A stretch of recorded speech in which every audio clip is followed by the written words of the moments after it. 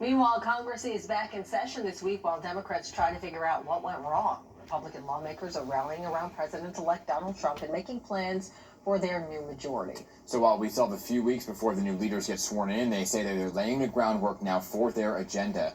Washington, D.C. correspondent Hannah Brandt has more for us.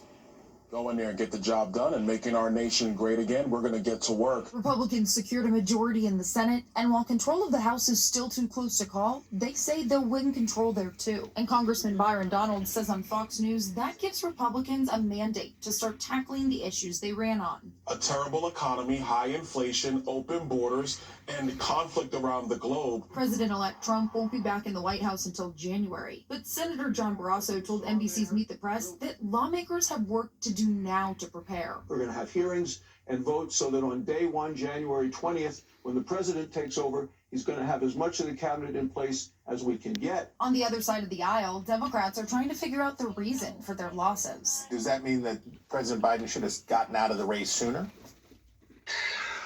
Well, as it turned out, the answer is yes. Congressman John Garamendi said on the Hill Sunday on News Nation that his party needs to figure out how to make changes going forward. We're going to take a look. What do we need to do different? And there are many things that we need to do. But Senator Bernie Sanders argues the problem is clear. If you're an average working person out there, do you really think that the Democratic Party is going to the mats, taking on powerful special interests and fighting for you? I think the overwhelming answer is no, and that is what has got to change.